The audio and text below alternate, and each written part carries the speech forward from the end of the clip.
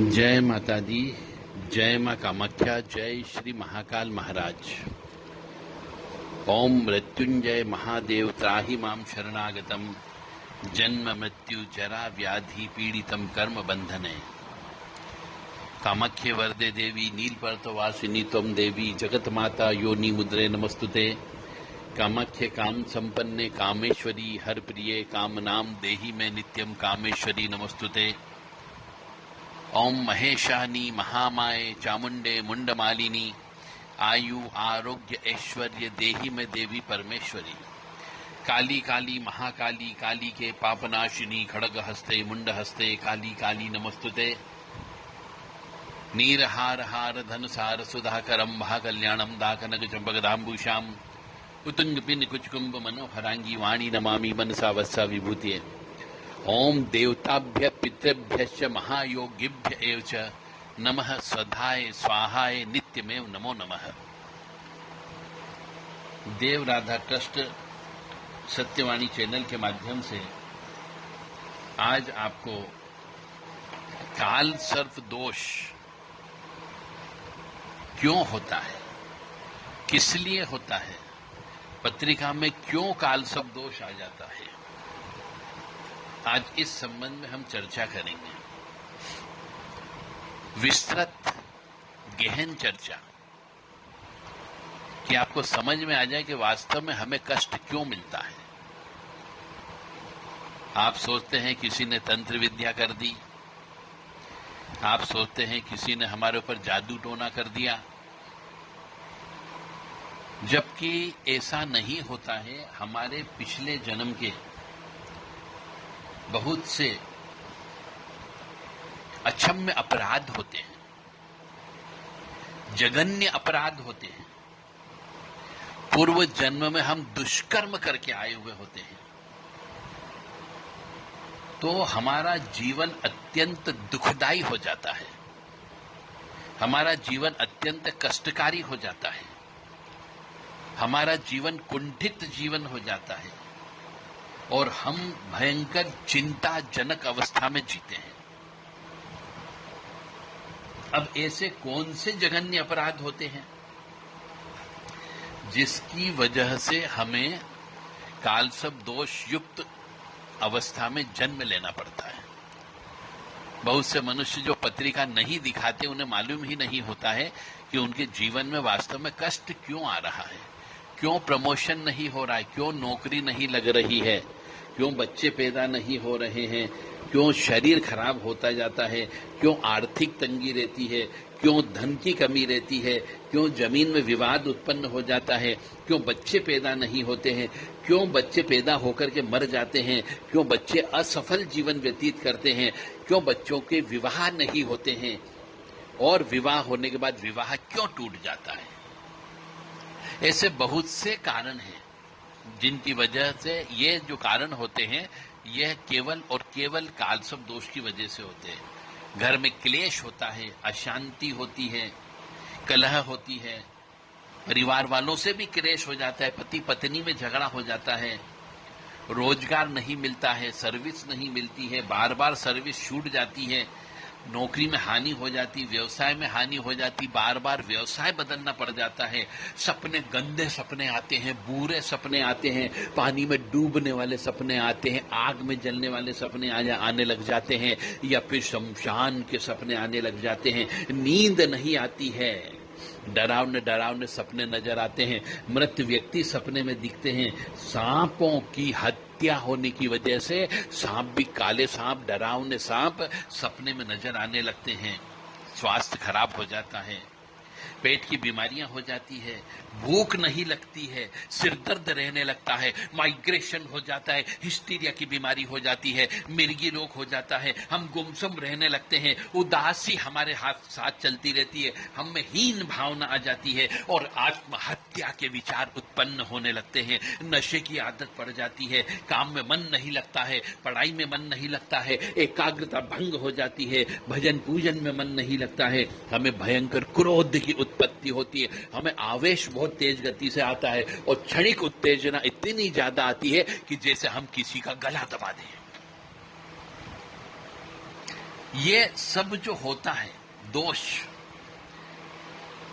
हम नपुंसक हो जाते हैं, बांझ हो जाते हैं, पुरुषार्थ की कमी हो जाती है, संतान रोगी हो जाती है और मेहनत का पूर्ण फल नहीं मिलता है, हम कर्ज में डूब जाते हैं, हमें अपमान मिलने लगता है और जिंदगी भर धन के पीछे भागते रहते हैं पर धन हमारे हाथ नहीं लगता है। तो ये सब कष्ट जो है काल सब दोष की वजह से उत्पन्न होता है। तो एक बार आप सब लोग अपनी अपनी पत्रिका को किसी अच्छे ज्योतिषी से चेक करवा करके पूछ लें कि क्या काल सब दोष तो नहीं है, और यदि है तो उसकी पूजा करवाएं, क्योंकि काल सब दोष मनुष्य को प्रगति, सुख, समृद्धि, शांति नहीं लेने देता। न सुख मिलता है उसे, न समृद्धि मिलती है और न कभी शांति मिलती है और न वह कभी आनंद में जी सकता है। अब इस सब के पीछे जो हम बोलते हैं कि कारण क्या होता, काल सब दोष में हम बच्चे उत्पन्न क्यों हो जाते हैं, तो काल सब दोष का मतलब होता है एक तरीके से हमने पिछले जन्म में किसी के ऊपर तंत्र का प्रयोग किया और वो मर गया, हमने किसी के ऊपर तंत्र का प्रयोग किया और वो बर्बाद हो गया, हमने किसी के ऊपर तंत्र का प्रयोग किया और उसका घर छिन्न भिन्न हो गया, हमने किसी के ऊपर तंत्र का प्रयोग किया और वह पागल हो गया, तो उसका प्रभाव, पिछले जन्म के पाप कर्मों का प्रभाव हमें इस जन्म में भोगना पड़ता है, तो उसे काल सब दोष कहते हैं। काल तो है ही है, साक्षात काल, जिसको हम यमराज कह सकते हैं। सर्प दोष का मतलब होता है सांप का मुंह और सांप की पूंछ के बीच में जब सभी ग्रह आ जाते हैं तो उसे काल सब दोष कहते हैं। अब ये काल सब दोष जो है, मैंने कारण आपको बता ही दिया है कि सर्प की हत्या करके आए हो, किसी मनुष्य की हत्या करके आए हो, किसी जीव जंतु की हत्या करके आए हो, किसी का कभी अपने जीवन में आपने पिछले जन्म में गर्भपात करवाया हो, बच्चे को गर्भ के अंदर मारा हो, तंत्र का प्रयोग किया हो, अभिचारिक कर्म किया हो, षटकर्म किया हो, किसी स्त्री के साथ व्यभिचार किया हो, भयंकर आप चरित्रहीन रहे हो, आपने देव प्रतिमा का अपमान किया हो, किसी मंदिर देवालय को तोड़ने का काम किया हो, पीपल को कटवाने का काम किया हो, नदी तालाब के पानी को दूषित करने का काम किया हो, आप बेईमान रहे हो, आप भ्रष्टाचारी रहे हो, या फिर आपने असहाय मनुष्य जो भी था, लूला लंगड़ा गूंगा गहरा, लूला लंगड़ा बहरा विकलांग पैरालिसिस वाला, उन सबका शोषण किया, पशु के साथ आपने निर्दयता की हो, या फिर तो इन सब की वजह से कई बार हमारे जीवन में कष्ट ही कष्ट मिलते हैं। तो आपको एक ज्ञान होना चाहिए कि मैं पिछले जन्म में ऐसा कौन सा पाप कर्म करके आया जिसकी वजह से मुझे इस जन्म में कष्ट मिलेगा और मेरा जीवन बर्बाद हो जाएगा। तो उन सबका एक प्रायश्चित कर्म होता है। इस जन्म में आपको कई बार हम देखते हैं पशु का कष्ट प्राप्त होता है, जमीन जायदाद मकान से संबंधित कष्ट मिलता है, पिछले जन्म में बल प्रयोग करके हमने माता पिता को कष्ट दिया, पिछले जन्म में हमने बल प्रयोग करके जमीन जायदाद को छीना, या फिर ये कह लीजिए कि हमने अपने बल प्रयोग करके बहुत से मनुष्यों को सताया हो। तो ऐसे जो कार्य हम करके आते हैं पूर्व जन्म में प्रारब्ध कर्म के अनुसार, उनका कष्ट हमें, ऐसे जिनको हम अक्षम्य अपराध कह सकते हैं। कभी कभी कुछ लोग हम देखते हैं माता पिता को घर से बाहर निकाल देते हैं, कुछ लड़के लोग निकाल देते हैं, कुछ बहुएं निकाल देती है, तो यह अक्षम्य अपराध है। अगला जन्म उनका भयंकर कष्टमय अवस्था में गुजरता है। फिर वो कहते हैं कि भगवान मैंने तो किसी को कष्ट नहीं दिया, फिर हमें कष्ट क्यों दे रहा है? मैंने तो आज तक किसी को तड़पाया नहीं, मैंने आज तक किसी को कष्ट नहीं दिया, मैंने किसी का पैसा नहीं खाया, परंतु भगवान मुझे कष्ट क्यों दे रहा है? तो ये आपके पिछले जन्म के पाप कर्मों का फल आपको इस जन्म में भोगना पड़ता है। तो ये कर्म जब करते हैं तो ईश्वर हमें प्रबल श्राप देकर के इस जन्म में पैदा कर देता है। प्रबल श्राप का मतलब हो गया कई प्रकार के श्राप लग जाते हैं, माता पिता को तरसाने का, माता पिता को कष्ट देने का, माता पिता को घर से बाहर निकालने का, बुढ़ापे में उनकी सेवा नहीं करने का। बीमार हो गए उनका इलाज नहीं कराया, स्त्री बीमार हो गई उसका इलाज नहीं करवाया और वो मर गई। इसे प्रबल श्राप कहते हैं। स्त्री ऋण हो जाता है, स्त्री को कष्ट देने की वजह से स्त्री का श्राप लग जाता है। स्त्री को तड़पाया हो आपने, स्त्री के साथ बदतमीजी की हो, स्त्री का अपमान भंग किया हो, स्त्री के विवाह नहीं होने दिया हो, तो सती का भी श्राप लग जाता है। अपनी पत्नी को पैरों की जूती माना हो, पैसा होते हुए भी स्त्री के ऊपर पैसा खर्च नहीं किया हो, पुत्र ऋण उत्पन्न हो जाता है। कई बार जब हम बच्चे को गर्भ के अंदर मार देते हैं, कन्या को परेशान करते हैं, किसी लड़की के साथ में या किसी के साथ में हम जब कोई दुर्व्यवहार करते हैं, व्यभिचार करते हैं, किसी के साथ धोखा करते हो, वचन देने के बाद वचन को पूरा नहीं करते हो, तो आपको यह सब चीज जो है सती का श्राप मिलता है। पुत्र ऋण मिल जाता है, मित्र का ऋण मिल जाता है, गुरु का श्राप मिल जाता है। गुरु के साथ धोखा किया हो, गुरु का कहना नहीं माना हो, गुरु दीक्षा लेने के बाद उनके नियम कानून का पालन नहीं किया हो, तो गुरु ऋण चढ़ जाता है, गुरु श्राप चल जाता है। गुरु की आवश्यकता के अनुसार आपने उनको धन नहीं दिया हो, मान सम्मान नहीं दिया हो, और अनजान ऋण भी उत्पन्न हो जाते हैं। हमारे बहुत से ऐसे ऋण जिनकी हम कल्पना नहीं कर सकते कि ये भी दोष होगा, उन दोषों की वजह से भी अनजान ऋण उत्पन्न हो जाता है, तो भी काल सब दोष से युक्त हम उत्पन्न हो जाते हैं। स्व ऋण उत्पन्न हो जाता है, ब्रह्म श्राप लग जाता है, विष दोष लग जाता है। किसी को हमने जहर देकर के मार डाला हो, किसी को हमने तंत्र मंत्र की चीजें खिला करके पागल बना दिया हो, गुरु से द्रोह कर लिया हो, किसी भी स्त्री जो बड़ी स्त्री होती है, बुजुर्ग स्त्री होती है, उस स्त्री के साथ हमने व्यभिचार कर्म कर लिया हो, तो ऐसे सब जो अक्षम्य अपराध होते, जघन्य अपराध होते हैं, भगवान उनकी हमें दंड देता है, और ऐसा दंड देता है कि हम जिंदगी भर याद रखते हैं। उसे काल सब दोष कहते हैं। अब आपको ये ज्ञात होना चाहिए कि मैंने कौन सा पाप कर्म किया। आप चाहें तो देव राधा ट्रस्ट सत्यवाणी चैनल के माध्यम से आप ये ज्ञात कर सकते हो कि आपने कौन सा पाप कर्म किया था, और उसका प्रायश्चित कर्म क्या कर लें, ताकि हम उस पापों का प्रायश्चित करके उस ऋण से, उस श्राप से मुक्त हो जाए, जिसको हम परिहार पूजा भी बोलते हैं। तो देव राधा ट्रस्ट के द्वारा वर्तमान में 7 दिन के लिए परिहार पूजा संपन्न की जा रही है। इस परिहार पूजा के अंतर्गत मंगल दोष की पूजा, कालसर्प दोष की पूजा, नाग दोष की पूजा, पितृदोष की पूजा, ये सब पूजा संपन्न होने जा रही है। जिस किसी भी मनुष्य को यदि लगता है कि मैंने पिछले जन्म में कोई पाप कर्म किया, कोई श्राप लगा हुआ है, तो उसकी पूजा वह देव राधा ट्रस्ट से संपर्क करके करवा सकता है, आकर के भी संपर्क करवा सकता है, और यदि दूर बैठे हैं तो मोबाइल के माध्यम से, वीडियो कॉलिंग के माध्यम से संकल्प देकर के आप अपना पूजा को संपन्न करा सकते हैं। उसका भी पुण्य प्राप्त होता है, क्योंकि पूजा आपके नाम से ही होती है। तो कालसर्प दोष की पूजा विधि विधान से होगी। मंगल दोष की पूजा महामृत्युंजय के जप, बगलामुखी के अनुष्ठान जिससे पापों का नाश होता है, नवग्रह शांति और दुर्गा सप्तशती का पाठ और हवन, श्री रुद्र अभिषेक और गुरु चांडाल दोष की पूजा, जो गुरु श्राप होता है उसकी वजह से। तो ये सब पूजा का कार्यक्रम वर्तमान में चल रहा है। तो जो कोई भी मनुष्य अपने पापों को जानना चाहता हो, वो देवराधा ट्रस्ट से संपर्क कर सकता है, और फिर पाप को जानने के बाद में उसकी प्रायश्चित पूजा करवाना चाहता हो, तो उसके लिए भी आप संपर्क कर सकते हैं। क्योंकि पापों का प्रायश्चित करने से आपको कष्ट कम प्राप्त होगा, अन्यथा जीवन में संघर्ष की उत्पत्ति अवश्य होगी।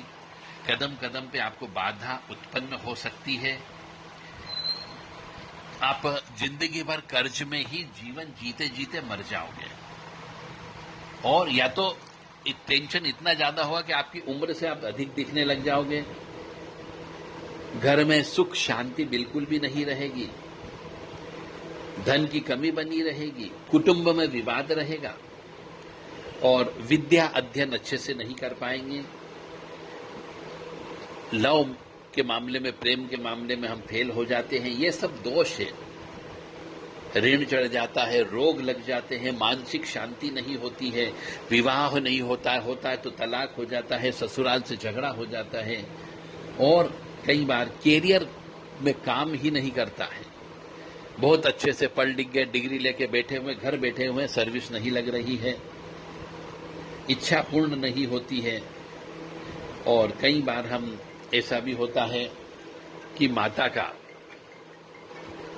मतलब माता का दोष की वजह से मां की सेवा नहीं कर पाते हैं, जुआ सट्टा लॉटरी में धन का नुकसान हो जाता है,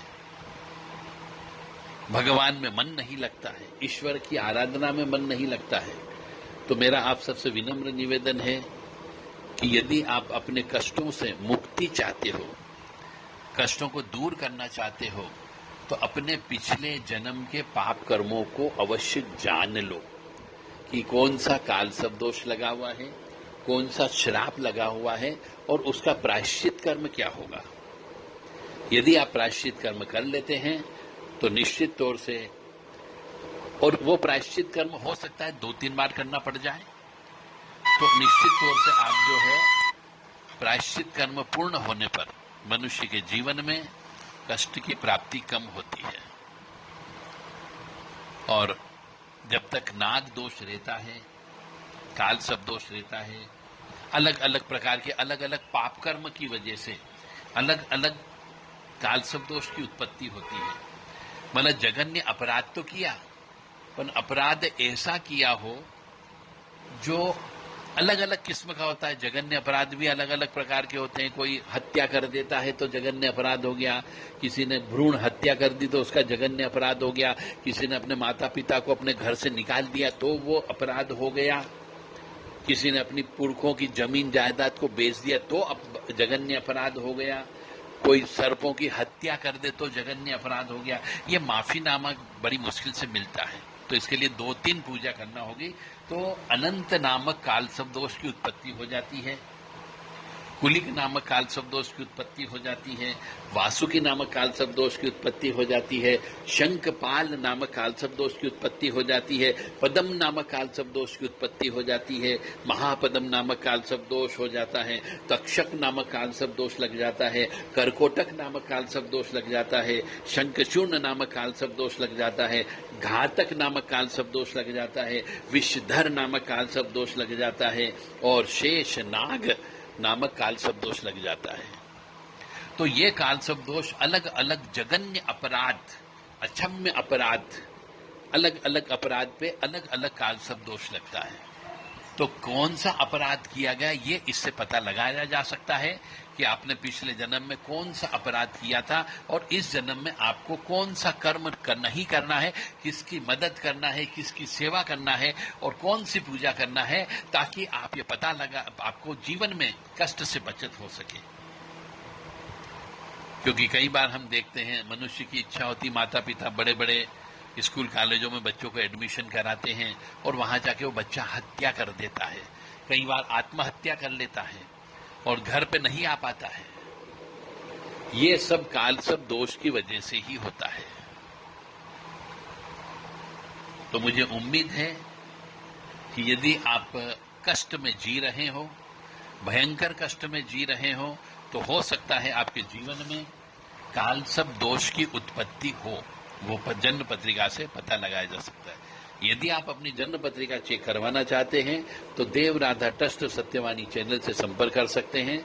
7987237885, 9893128047 और 7649862712। आपके परिवार में आप स्वयं या और कोई व्यक्ति इस प्रकार का कष्ट में है, आपका कोई रिश्तेदार कष्ट में है, आपका कोई मित्र कष्ट में है, तो आप उनको बता सकते हो कि भैया हो सकता है पिछले जन्म के अक्षम्य अपराध किया हो या फिर जघन्य अपराध किया हो जिसकी वजह से जीवन में कष्ट की प्राप्ति होती है, एक बार पत्रिका को चेक करवा लो। जय माता दी, जय मां कामाख्या, जय श्री महाकाल महाराज। अनाड़ी व्यक्ति के पास जाओगे तो वास्तव में आपको कुछ भी प्राप्त नहीं होगा, क्योंकि आजकल जगह जगह मैं देखता हूं कुकुर मुत्तों की जगह ज्योतिषी लोगों ने बोर्ड लगा दिए। उन ज्योतिषी को हम मिले भी हैं उनसे, तो उनको आता ही नहीं है कुछ, बस बोर्ड लगा करके बैठ गए। तो ऐसे अनाड़ी व्यक्तियों के पास आपको नहीं जाना है, क्योंकि ज्योतिष एक समुद्र है। इस समुद्र में मनुष्य जितने गोते लगाता है उतने हीरे जवाहरात उसको प्राप्त होते रहते हैं। तो इसमें अनुभवी व्यक्ति की आवश्यकता होती है, जिसने पूरी जिंदगी ज्योतिष में ही अपना जीवन गुजार दिया। ऐसे व्यक्ति, अनुभवी व्यक्ति से आपको संपर्क करना है। उपाय कराने के लिए भी विधि विधान से जो पूजा पाठ कराता हो, शॉर्टकट पूजा नहीं कराता हो, ऐसे व्यक्ति से संपर्क करके ही आपको पूजा कराना है। क्योंकि अधूरी पूजा, अधूरी एप्लीकेशन जो भगवान के पास जाती है, उस पे कोई भी निर्णय नहीं लिया जाता है। गलत एप्लीकेशन यदि हम किसी के पास लिख करके जाते हैं, अधूरी एप्लीकेशन लिख के जाते हैं, तो उस पर कोई कार्रवाई नहीं होती है। उसी प्रकार से भगवान भी कहता है अधूरी पूजा यदि करी है तो उसमें कोई भी आपको रिलैक्सेशन नहीं मिलेगा। तो जो भी कार्यक्रम करें, जो भी पूजा पाठ करें, विधि विधान से कराएं। जो जानकार व्यक्ति हो, एक्सपर्ट व्यक्ति हो, उसी के पास जाएं। क्योंकि हम जब बीमार हो जाते हैं तो हम अच्छे से अच्छे डॉक्टर के पास जाते हैं, क्योंकि हमारी जिंदगी का सवाल होता है। उसी प्रकार से हम यदि परेशानी में है, कष्ट में है, आध्यात्मिक समस्या है, मानसिक पागलपन है, तो अच्छे से अच्छे डॉक्टर के पास जाओ ताकि आपका इलाज सही हो सके। मां भगवती जगत जननी आद्य शक्ति भवानी और परमपिता परमात्मा, आपके कुल देवी देवता और पितृ देवता से हम निवेदन करते हैं, प्रार्थना करते हैं आपके लिए कि आपको सद्बुद्धि प्रदान करें, ताकि आप अपने जीवन में आने वाले कष्टों के बारे में जान सकें, या वर्तमान में कष्ट है तो उनके बारे में आप जान सकें, और अपने पिछले जन्म में, पूर्व जन्म में किए गए अपराधों की क्षमा मांग सकें। जय माता दी, जय मां कामाख्या, जय श्री महाकाल महाराज।